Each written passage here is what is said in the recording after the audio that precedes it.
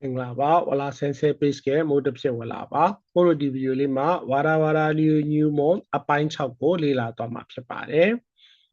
ကိုရှိမှလည်းတောက်လျှောက်ပြောခဲ့ပါတယ်မိုးတို့ရေငွေစဉ်တောင်ကြီးတုန်းကမိခင်ဘာသာစကားကိုလေ့လာတယ်ဆိုတာကအခရာတွေကနေလေ့လာတာမဟုတ်ပဲနဲ့ဘေးပတ်ဝန်းကျင်ကပြောလာတဲ့အတန်ကိုနားနဲ့ကြားတယ်အဲ့နားနဲ့ကြားတဲ့အတန်တိုင်းကိုတထေရတဲ့တူအောင်လိုက်ပြောခြင်းဖြင့်ဘာသာစကားကိုလေ့လာခဲ့ကြတယ်ပေါ့နော်ဒီဗီဒီယိုထဲမှာသုံးထားတဲ့ audio file နဲ့ရုပ်ပုံလေးတွေကIrodori ဖတ်စာအုပ်ကနေပြီးတော့ယူပြီးတော့သုံးထားပါတယ်နော်ဘာသာစကားကိုပုံမပြီးတော့ကျွမ်းကျင်အောင်လေ့ကျင့်တဲ့နည်းလမ်းတွေအများကြီးရှိပါတယ်အဲ့ထက်မှာမို့ညွှန်းကျင်တာကတော့ shadowing ဆိုတဲ့လေ့ကျင့်တဲ့ပုံစံပဲဖြစ်ပါတယ် shadowing ဆိုတာကတော့အရှိကစေရာပြောပြတာဒါမှမဟုတ်လို့ရှိရင် audio file ဖွင့်ပေးတာနောက်ကနေထက်ချက်မကွာလိုက်ပြီးတော့ပြောတဲ့ပုံစံမျိုးကိုဆိုလိုတာပါနော်ကိုဗီဒီယိုတွေကြည့်ပြီးတော့လေ့လာတဲ့အခါမှာ shadowing ဆိုတဲ့ဒီလေ့ကျင့်တဲ့ပုံစံလေးကိုအသုံးပြုပြီးတော့လေ့ကျင့်ပေးပါလို့မြစ်တာရက်ခံနေပါတယ်။ Okay အဲ့ဒါဆိုလို့ရှိရင်မို့လို့ဒီနေ့သင်ခန်းစာလေးကိုသွားလိုက်ကြရအောင်နော်။ပုံလေးတွေမြင်ပြီဆိုတော့သဘောပေါက်မယ်ထင်ပါတယ်နော်။မိသားစုဝင်တွေကိုပြောတဲ့အခေါ်အဝေါ်လေးတွေကိုလေ့လာမှာဖြစ်ပါတယ်။ဒီခေါ်အဝေါ်တွေကိုမလေ့လာခင်မှာမို့တစ်ခုမြစ်တာရက်ခံနေပါတယ်။ဂျပန်ဘာသာစကားကဗမာစကားနဲ့နည်းနည်းလေးမတူတဲ့ပိုင်းဘာလဲဆိုတဲ့အခါကျတော့မို့ဗမာစကားမှာတော့ကို့အဖေကိုခေါ်တာလဲဖေဖေလို့ခေါ်တယ်သူများနဲ့မိတ်ဆက်ပေးတဲ့အခါမှာကျွန်တော်အဖေပါလို့ပြောရမယ်ဖေဖေနဲ့အဖေနဲ့မတူเนาะတချို့ကအဖေလို့ခေါ်တဲ့လူတွေလည်းရှိပါတယ်เนาะမို့လို့ကြတော့ပပလို့မိတ်ဆက်ပေးတာပပနေပြီးမှအဖေသူများကြာเนาะဒါကျွန်တော်အဖေပါအဖေကိုခေါ်တော့ပပလို့ခေါ်တယ်အဲ့ပုံစံမျိုးလေးပဲဂျပန်ဘာသာစကားမှာလည်းကိုမိသားစုဝင်တွေကိုသူများအောင်မိတ်ဆက်ပေးတဲ့အသုံးအနှုန်းနဲ့ကိုမိသားစုဝင်တွေကိုခေါ်တဲ့အသုံးအနှုန်းကမတူဘူးဆိုတာလေးကိုအရင်ဆုံးနားလည်ထားပြီးစီချင်ပါတယ်เนาะမို့လို့အရင်ဆုံးလေ့လာမှာကကိုမိသားစုဝင်တွေကိုသူများကိုမိတ်ဆက်ပေးတဲ့အခါမှာသုံးတဲ့အသုံးနှုန်းလေးတွေကိုလေ့လာသွားမှာဖြစ်ပါတယ်။အရင်ဆုံးဒါကျွန်တော်မိသားစုပေါ့နော်ကျွန်တော်မိသားစုဆိုတဲ့ဝေါ်ဟာတာလေးကိုနားထောင်ကြည့်ပါမယ်私の家族私の家族私の家族私の家族လို့ပြောပါတယ်။私ကျွန်တော်ကျမno ဆိုတာကတော့ရဲ့ပေါ့နော်ဟိုကတော့တရားအနေနဲ့ရှင်းမယ်ဆိုလို့ရှိရင်တော့နောက်နှစ်ခုရဲ့ပတ်သက်မှုကိုပြတဲ့ဟာလို့တော့မိုးကမှတ်ထားတာပေါ့နော်အနောက်ကခါဇုကုဆိုတာကမိသားစုဝါတာရှိနိုခါဇုကုကျွန်တော်ရဲ့မိသားစုဒါပဲနော်โอเคအဲ့ဒါဆိုလို့ရှိရင်ကျွန်တော်ဒီမှာနော်ဝါတာရှိဆိုတာကဒီနေရာလေးမှာရှိပါတယ်ကျွန်တော်ရဲ့အဖေကနေစပြီးတော့မိတ်ဆက်ပေးမယ်နော်ဒါကျွန်တော်အဖေဖြစ်ပါတယ်လို့သူများမိတ်ဆက်ပေးတဲ့အခါမှာတုံးတဲ့အဖေဆိုတဲ့စကားလုံးလေးက父ရေးတော့ချီလို့ရေးထားတယ်အရှိကချီက ch အတန်နဲ့ရက်သွားနော်ချီအဲ့တန်လေးနဲ့ထွက်သွားတယ်ဟုတ်မဟုတ်အတန်လေးပဲအာယုံစိုက်ပြီးနားထောင်ပေးကြည့်ပါနော်父နားထောင်ပြီးတော့လိုက်ပြောကြည့်ပေးပါ父အမေ母အမေကိုဟာလို့ပြောပါတယ်နော်ငိုတွေတငယ်ချင်းတွေနဲ့နောက်ကြပြောင်းကြမလားဒါမနောက်နဲ့ဟာတော့မရဘူးဆိုတာမျိုးလေအဲ့ဟာရဲ့အတန်တွဲနဲ့အတူတူပါပဲနော်အမေဆိုတာကိုဘယ်လိုပြောလဲနားထောင်ပြီးတော့လိုက်ပြောကြည့်ပါ母အကို兄အကိုကိုအာနီလို့ပြောနော်အာမှာ accent လေးရှိပါတယ်နားထောင်ပြီးလိုက်ပြောကြည့်ပေးပါအကို兄အမ姉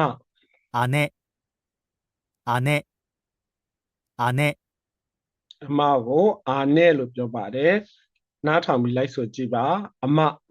姉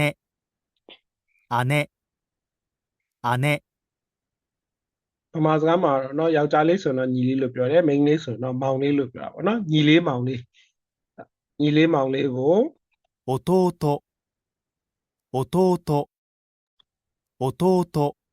ညီလေးမောင်လေးကိုအိုတိုလို့ပြောပါတယ်နားထောင်ပြီးတော့လိုက်ဆိုကြည့်ပါညီလေးမောင်လေး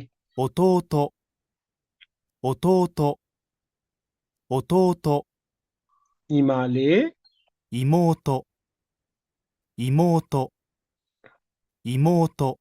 ညီမလေးကိုအီမိုတိုလို့ပြောပါတယ် နားထောင်ပြီးလိုက်ပြောကြည့်ပါညီမလေး 妹、妹、妹、ရမယ်နော်အကဲကိုကမိန်းကလေးအိမ်အောင်ရှိရဆိုရင်ကိုအမျိုးသားပေါ့နော်ဒါကျမယောက်ျားဒါကျမရဲ့အမျိုးသားဆိုပြီးပြောခြင်းတဲ့အခါမျိုးမှာအမျိုးသားလင်းယောက်ျားကိုပြောတဲ့အခါမှာ 夫、夫、夫、auto တတိထားပြီးပါနော်ထောက်တန်လေးပါတယ် accent ကနောက်မှာနည်းနည်းလေးအတန်ကျဲသွားတာလေးပဲပါတယ်နော်ယောက်ျားခင်မွန်းဆိုတဲ့အဓိပ္ပာယ်နဲ့သုံးတာက 夫、夫、夫、ဇနီးမယားဆိုတာကြတော့ 妻、妻、妻、ဇနီးမယားကို妻စောင့်တက်တယ်နော်妻နားထောင်ပြီးလိုက်ပြောကြည့်ပါမိန်းမဇနီးမယား 妻、妻、妻、ကျွန်တော်မယားလို့တော့ပြောပါဘူးเนาะကျွန်တော်ဇနီးကျွန်တော်မိန်းမလို့ပဲပြောเนาะ sorry ပါစကားလုံးနည်းနည်းလေးကြံသွားတယ်เนาะ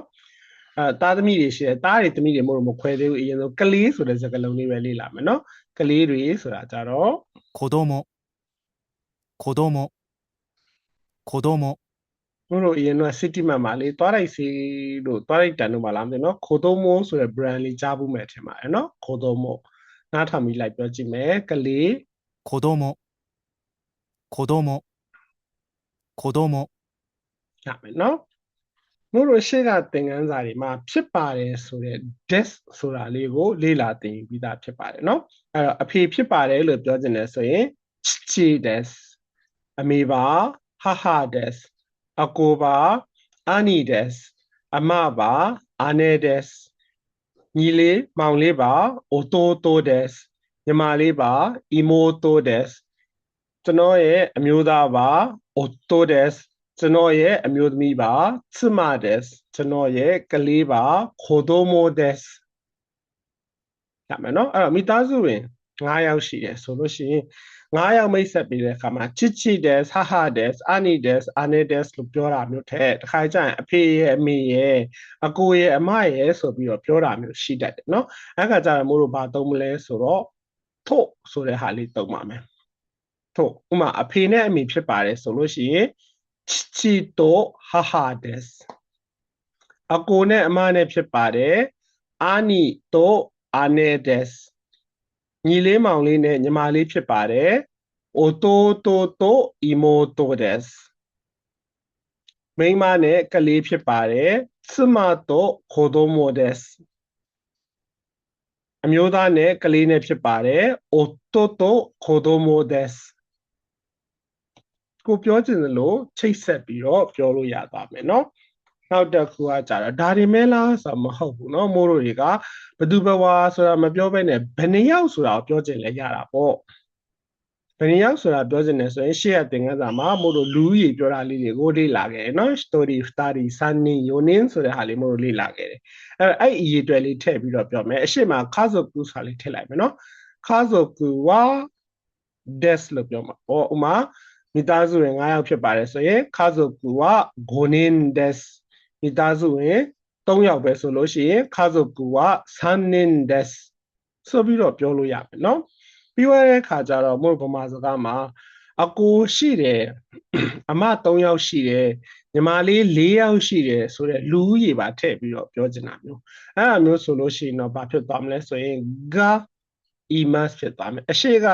ကိုပြောချင်တဲ့ပုံကိုလေးလာထည့်လိုက်မယ်เนาะ ga ရဲ့ရှေ့မှာဥပမာဆိုလို့ရှိရင်အကို2ယောက်ရှိတယ်လို့ပြောချင်တယ်အကိုကအာနီ2ယောက်ဆိုတာကဟတာရီအဲ့တော့အရှိမလူပုဂ္ဂိုလ်ထည့်လိုက်မယ်အာနီကလူရေဟတာရီအီမတ်အကို2ယောက်ရှိတယ်အမ3ယောက်ရှိတယ်လို့ပြောကြည့်မယ်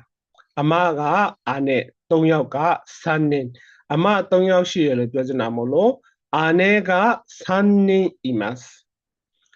မောင်လေး2ယောက်ရှိတယ်ညီလေးမောင်လေး2ယောက်ရှိတယ်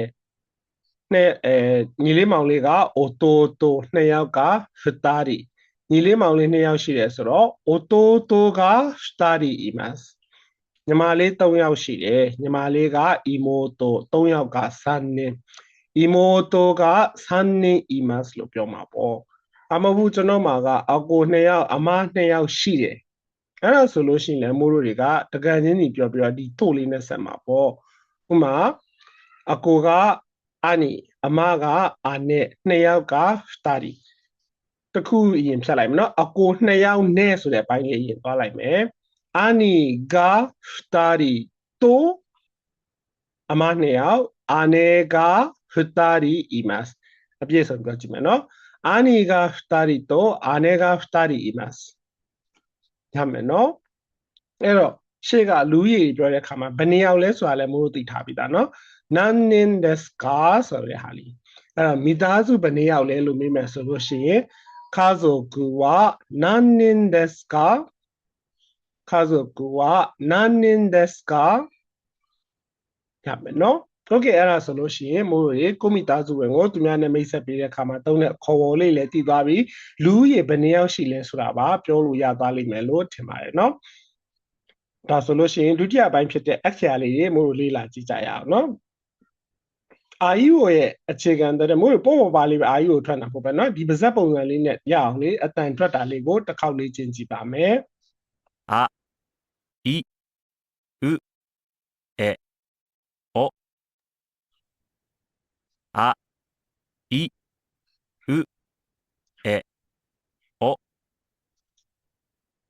あいうえおเนาะဒီနေ့မို့လို့လေ့လာမှာက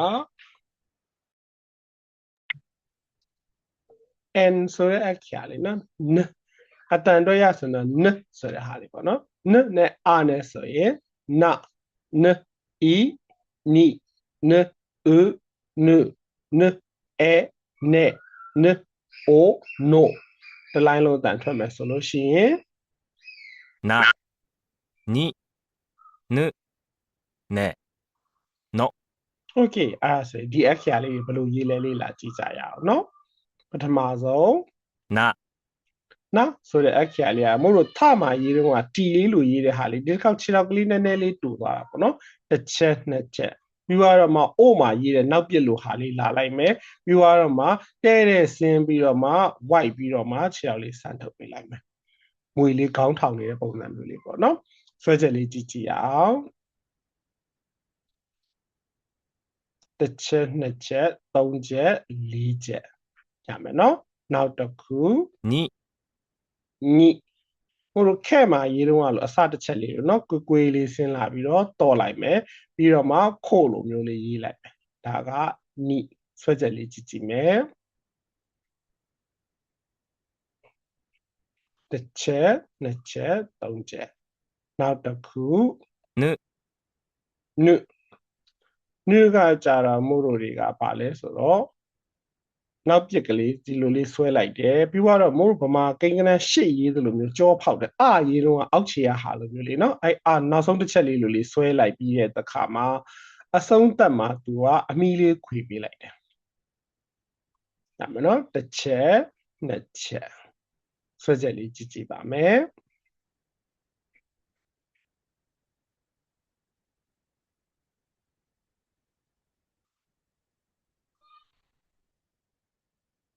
တစ်ချက်နှစ်ချက်ရမယ်နော်နောက်တစ်ခုကကြတော့နဲ့ဆိုတဲ့ဟာလေးသူက down line မြင်းလေးဆွဲလိုက်တယ် z ကလေးလိုမျိုးရေးလိုက်ပြီးတဲ့အခါမှာဝိုင်းနည်းနည်းလေးပဲဝိုင်းပြီးတာနဲ့တဲ့တဲ့ဆင်းလာလိုက်မယ်နော်တဲ့တဲ့ဆင်းလာလိုက်ပြီးတော့အမီလေးခွေပေးလိုက်မယ်တဲ့တဲ့ဆင်းမယ် z ကလေးလိုမျိုးရေးလိုက်မယ်အပေါ်ထိတက်သွားပြီးနည်းနည်းလေးဝိုက်ပြီးတာနဲ့တဲ့တဲ့ဆင်းလာပြီးတော့အမီလေးခွေပေးလိုက်မယ်ဆွဲချက်လေးကြည့်ပါမယ်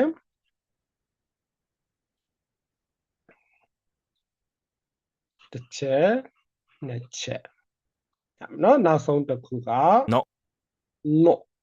အရန်ခက်တယ်နော်ဘို့ဗမာရှစ်နဲ့သွားတူလိမ့်မယ်နော်ကနန်းရှစ်နဲ့သွားတူလိမ့်မယ်သို့တော့နည်းနည်းလေးဆွဲချက်လေးက तू ကပို့ပြီးတော့လုံးတယ်လို့ခံစားရတယ်နော်တစ်ချက်လာမယ်အပေါ်တက်ပြီးတော့ဒီနားလေးကဒီကလာတဲ့ဆွဲချက်နဲ့ဒီကဆွဲချက်လေးနည်းနည်းလေး shape လေးမတူလို့ခံစားရနော်နည်းနည်းလေးလာပြီးတော့မှတော်တော်လေး white ချလိုက်တဲ့သဘောလေးပြေလေးခုံးလာပြီးတော့မှ white ချလိုက်တာလေဆွဲချက်လေးကြည့်ပါမယ်